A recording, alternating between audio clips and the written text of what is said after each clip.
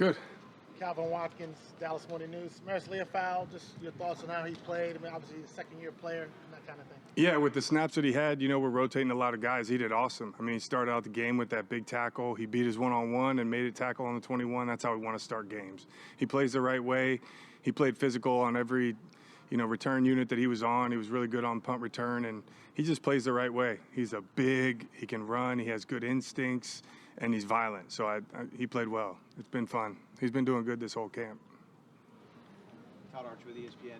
The Schoonmaker penalty was just a communication issue on the line, and is that hard in the preseason when there's 90 guys, I guess, whatever? I mean, it can be, it shouldn't be, but yeah, it shouldn't happen. It shouldn't happen. It's the big goal, 11 on the field. In preseason, you got a lot of moving parts. It was good that, we were able to still make the kick, and it was cool procedural from where we were, that we might have been able to go fast, but where it was at, it was okay to take 5 yards. We still made the kick. They had a good operation. It didn't mess with Brandon. So, yeah, we just got to make sure that we're communicating right and we're all on the same page. And how does a guy like C.J. Goodwin last as long as he's lasted? Because he's a pro, and he's really good at what he does. He takes care of his body. He's a really good leader, but he still produces. And you got to produce in the league to keep playing in the league, and he's consistently done that. He competes every day. He cares a lot, and he does right. He keeps producing. There's been plays out here and then on Saturday that stood out about Trayshawn Holden on offense. What have you thought of him as a special team? He's working through it. I think, I say it a lot with these young guys, the guys in college, it's either they haven't done it for a few years or it's just completely new because the rules are totally different. They're not lining up kickoff 5 yards apart, and the punt team is totally different. I mean, it's like 6 gunners running down the field when you watch it. It's tough to evaluate guys. You got to watch special teams play. I think I look at it to see their want to, even if it's as a freshman or a sophomore. It's cool when they do it their junior and senior year to see him in space and making plays, and there's some projection on positions of where you'd put him. But with him, again, it's just trying to put him in the right spot to where he can be successful, and he has the body. You see the playmaking ability. He's a competitive guy. So I just keep working with him. He keeps doing, as much extra as he can. Before practice, after practice, he cares. He's still just got to keep getting better so he can, whether it's covering and tackling or getting his blocks on the return game. Do you have any examples in your coaching career of a player that maybe didn't do it in college and then they grasped you in the pros and they're actually pretty good at it? A ton of them.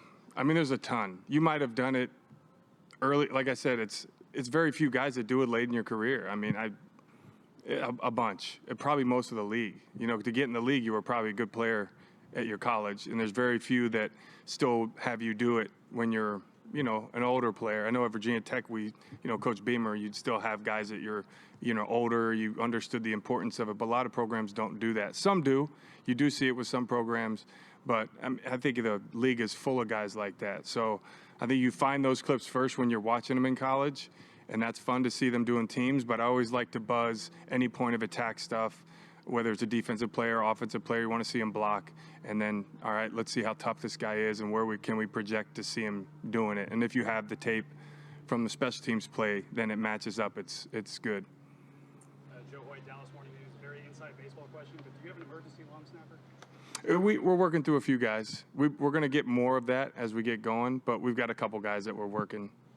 And then being a defensive coordinator, moving to special teams coordinator, obviously there was a lot of variables when you were in D.C. about whether you trust this guy in this situation or all that. Now when you have Brandon Aubrey out there, just how nice is it to be able to trust that? It's really all three of them. It's awesome. I mean, I trust all three of them. They're really good together. They're very situationally smart. We even talked about some of the stuff that happened with, having to take that delay a game. They're always ahead. They're very professional. And I've said before, they're just competitive guys in everything that they do. And they're pros. And they're really good at it. So it's really cool working with these guys. Nick Harris, Forward Star Telegram. Jalen Brooks as a special teamer, what have you liked about him? I mean, he's a guy that cares deeply about it. He's done a lot of it. I mean, he was even on field goal block last year. He's in tune. He competes. He knows his role from what he was asked in the past. So he's understanding the humility behind how it works together. And he just understands how you cover kicks, how you work as a jammer on the outside against a gunner, how to play gunner. So, I mean, he's done a really good job. There's a lot of competition in that receiver room because I've liked what a lot of the guys have done, really with Flo and Mingo and Crop and JT. I mean, it's a competitive group that they all really care about special teams too, and they've been working. Have you had a chance to see the Camp Little 70-yard field goal, and if so, Yeah, did Aubrey discuss it at all? yeah, a bunch of people were talking about it. Yeah, it was unbelievable. What a kick.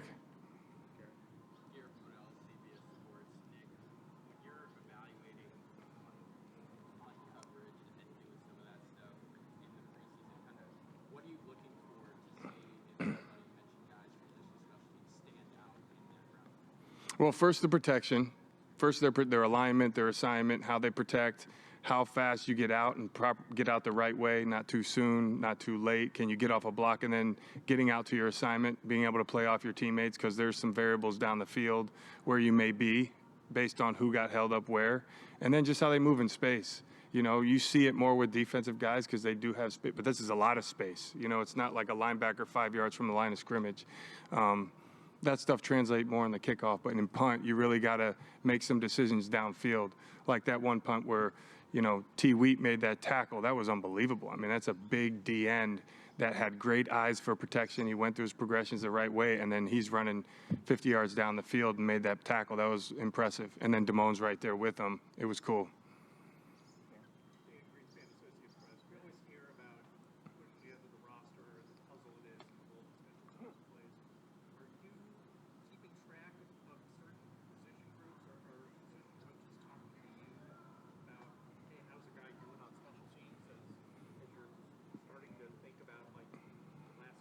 Absolutely.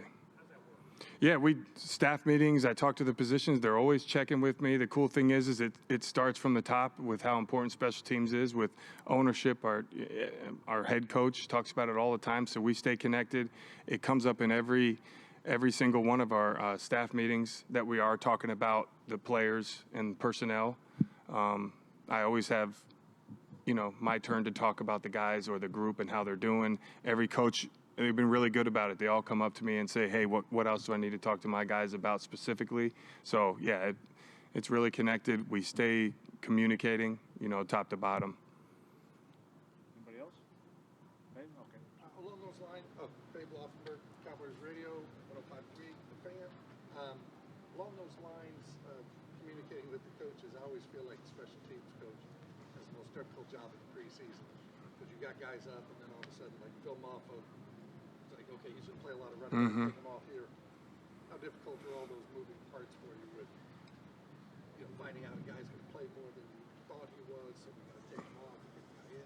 Yeah, it's fun. It's interesting. You got to stay on your toes, knees bent, ready to go because, you know, we had those injuries late and you just got to adjust it and you got to move guys around. Been talking about having position flexibility with these guys and then you get to see them. Hey, I need a L3, someone's ready to go. They jump in the game, especially this last game with the running backs being thin.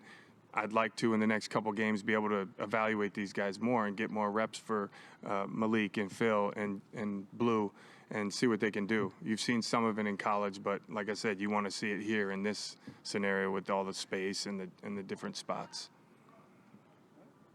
Very good. Thank you. All right. Thanks, guys. Appreciate it.